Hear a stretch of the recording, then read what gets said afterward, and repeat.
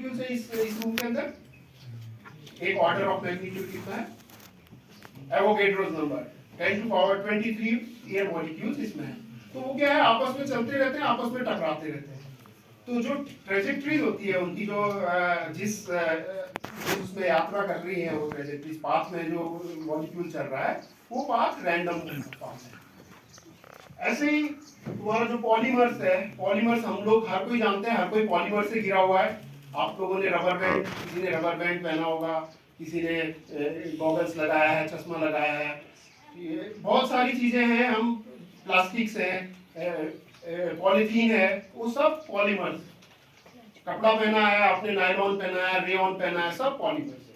तो जो लॉन्ग से पॉलीमर्स होते हैं, इनका जो वो जो आपस में कॉन्फ़िगरेशन चेंज करते रहते हैं, वो भी तुम्हारा एक रैंडम शेप होता है। स्टॉक मार्केट के बारे में सबने सुना होगा। क्या होती है स्टॉक मार्केट? 60 हेड आए और 40 टेल आए, तो मेरा 60 माइनस 40 बराबर 20, समेशन को करेंगे तो 20 होगा। अब हम दोबारा से रिपीट करेंगे इस एक्सपेरिमेंट को, तो अगली बार 60 और 40 ही नहीं आएगा, कुछ भी आ सकता है। हो सकता है 50-50 आ जाए, तो 50-50 आएगा तो 0 हो गया इसकी वैल्यू, समेशन की वैल्यू। ऐसे ही हर बार ये वैल्यू अलग अलग आ सकती है। कितने से कितने तक के बीच में आ सकती है? अगर हेड माइनस टेल करूं मैं, तो ये जो वैल्यू आएगा, जो समेशन होगा इनका, वो कितने से कितने के बीच में आ सकता है?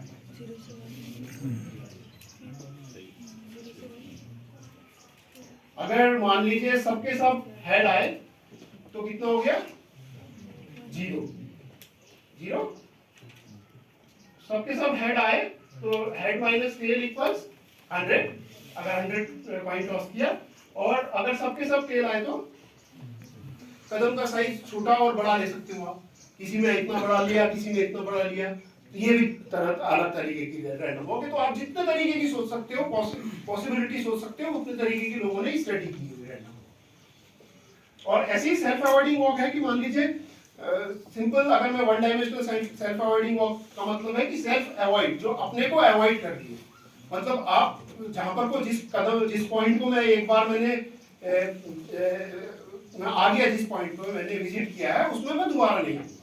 अगर मैं यहाँ से शुरू करता हूँ ओरिजिन से, अगर वन डायमेंशन में सेल्फ अवॉइडिंग वॉक करता हूँ, अगर मेरे पास हेड आता है तो मैं यहाँ को शुरू हो गया, तो अब मैं वहां नहीं जा सकता। उससे 10,000 टाइम्स में चलूंगा, 10,000 बार मैं एवरेज करूंगा, और जो हर वॉक होगा वो 100 स्टेप्स का वॉक है। मैं 100 स्टेप्स का वॉक लूंगा एक बार, ऐसे ही 10,000 बार लूंगा और उनको ऐड करके देखूंगा क्या। तो यहाँ मैंने देखा कि एवरेज, क्योंकि मैं वन डायमेंशनल वाला जो चीज है, एग्जैक्टली सेम एक्सपेरिमेंट ये आप अपना घर में भी करके देख सकते हैं। आप पानी को डिफरेंट डिफरेंट टेम्परेचर में ले सकते हैं, उसके बाद ये एक्सपेरिमेंट करके देख सकते हैं। ऑफिस में काम करते थे, आइंस्टाइन को एज अ रिसर्चर कोई नहीं जानता था। तो उन्होंने एक फोटो इलेक्ट्रिक इफेक्ट पे काम किया था, जिसपे उनको नोबेल प्राइज मिला था। आप सबको पता है वो सब चीज, आपकी क्लास में पढ़ते भी हैं आप उसको। उसके बाद दूसरा पेपर था स्पेशल थ्योरी ऑफ रिलेटिविटी, जिसमें उन्होंने बताया था कि जो स्पीड ऑफ लाइट है वो कांस्टेंट होती है। तीसरा E=mc², ये सब आप जानते हो ना, ये तीनों। चौथा जो काम किया था वो तुम्हारा ब्राउनियन मोशन पे था, और ये जो काम है ब्राउनियन मोशन का, ये सबसे ज्यादा यूजफुल काम है। सबसे ज्यादा जगह आपने जैसे देखा डिफ्यूजन प्रॉब्लम में, उन्होंने एक्चुअली डिफ्यूजन का सॉल्व किया था। उन्होंने सॉल्व क्या किया था कि जो डिफ्यूजन मोशन होता है, जो ब्राउनियन मोशन है, आइंस्टाइन ने वो एक्सप्लेन किया था। So Einstein explained Brownian motion in detail, accurately predicting the irregular random motions of particles which could be directly observed under a microscope.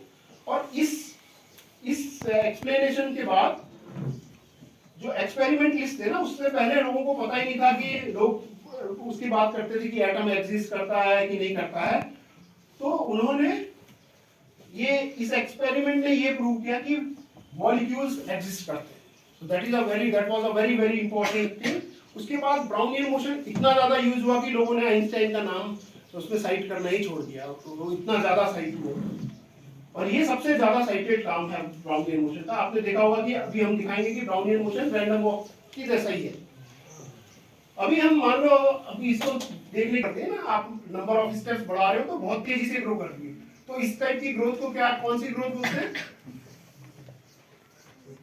Exponential growth सुना है आपने कि कुछ कोई भी फंक्शन एक्सपोनेंशियली बढ़ रहा, ये फंक्शन एक्सपोनेंशियली बढ़ रहा।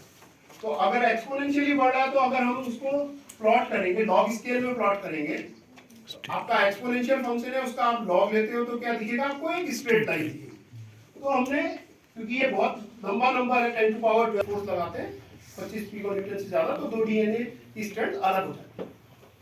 तो इसको हमने स्टडी करने के लिए सिंपल सा मॉडल लिया जिसमें हमने दो रैंडम वॉकर लिए जो डायरेक्टेड सेल्फ अवॉइडिंग वॉक है। तो डायरेक्टेड सेल्फ अवॉइडिंग वॉक, अभी ये सेल्फ अवॉइडिंग वॉक है। अगर मान लो इससे तुम इसको नीचे इस वाले में अगर एक्स एक्सिस में देखते हैं तो देखोगे कि ये रैंडम वॉक कर रहा है एक्स में।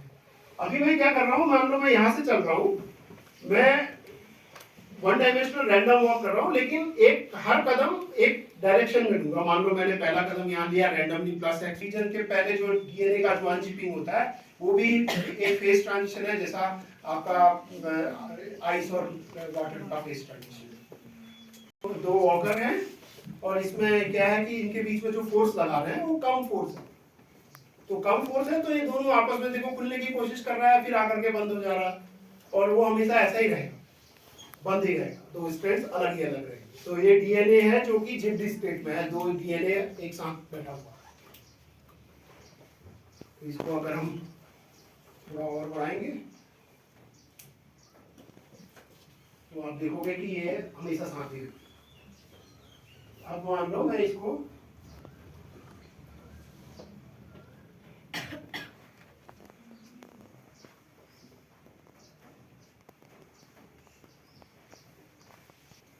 जो ब्राउनियन मोशन जो डिफ्यूजन हो और ब्राउनियन मोशन की बात की, ये भी वही करता है दोनों पॉलीमर बॉन्ड।